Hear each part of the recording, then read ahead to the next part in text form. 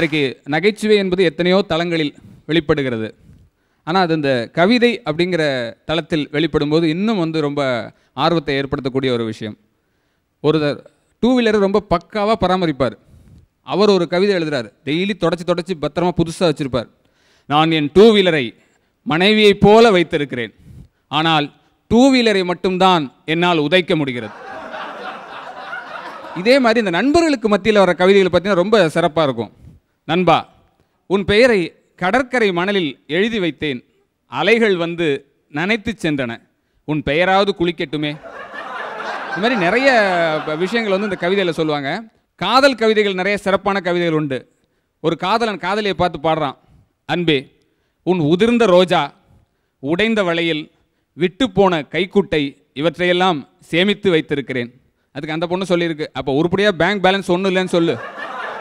ஒரே கூல்ட்ரிங்க்ஸில் 2 ஸ்ட்ராவை போட்டு உறிஞ்சிற காட்சி, காதலர்கள் உரிகிற காட்சியை ஒருத்தன் பார்த்துருக்கான். அவன் ஒரு கவிதை எழுதுறான்.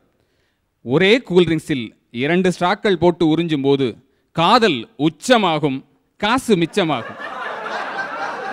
அப்பாவோட பாக்கெட்லேருந்து 10 ரூபா பணத்தை திருடிட்டு அவன் ஒரு கவிதை எழுதுறான்.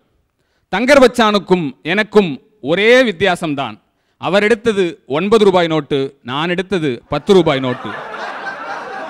கோர்ட் வளாகத்தில் ஒருத்தன் கவிதை எழுதுறான். ஒரு கேஸுக்காக வந்துட்டு அவன், சிலருக்கு விரால் மீன் பிடிக்கும், சிலருக்கு கெண்டை மீன் பிடிக்கும், சிலருக்கு அயரை மீன் பிடிக்கும், எனக்கு ஜாமீன் பிடிக்கும். இது போன்ற நகைச்சுவை கவிதைகள் இந்த நகைச்சுவை கவிதைகள் வாயிலாகவும் வெளிப்படும் என்பதை கூறிக்கொண்டு வாய்ப்புக்கு நன்றி கூறி விடைபெறுகிறேன். நன்றி, வணக்கம். ரொம்ப பிரமாதமாக இருந்தது. இதில் ஒரு முக்கியமான ஒரு விஷயம் எனக்கு தெரியுது. ஏன்னா வழக்கமாக சொல்லுவாங்க தமிழில் வந்து இந்த கசல், கவாலி, ஷேர்லாம் இல்லைன்னுவாங்க.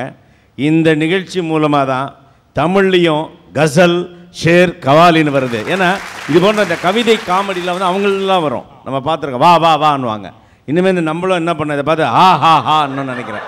ஸோ அருமையான கற்பனை, ரொம்ப பிரமாதமாக இருந்தது. நைனா, உங்களுடைய இல்லை, இதுதான் ஃபஸ்ட் டைம் நான் இந்த மாதிரி கவிதையில் காமெடி கேட்டிருக்கிறேன். காதல் கவிதையெல்லாம் நிறைய கேட்டிருக்கேன். நானே சின்ன வயசில் அந்த காலத்தில் என் இதயத்தில் நீ ஆணி அறைந்து விட்டு சென்றாய், உன் ஞாபகமாக அதில் உன் படத்தை தான் மாட்டி வைத்திருக்கிறேன்.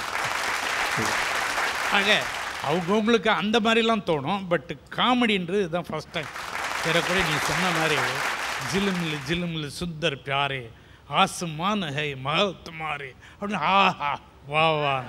இனிமேல் நம்ம இது மாதிரிலாம் கண்டிப்பாக நான் அதெல்லாம் கேட்கும்போது எனக்கு பொறாமையாக இருக்கும். என்ன வா வா, நாங்கள் வா வா எல்லாம் கிடையாது, நாங்கள் ஓஹோன்னு நினச்சிப்பேன் நான். கண்டிப்பாக அதற்கெல்லாம் இந்த கலைஞர்கள்லாம் ஒரு வழிகாட்டியாக இருப்பார்கள் என்று நம்பிக்கிறேன். நல்ல நல்ல ஆரம்பம்.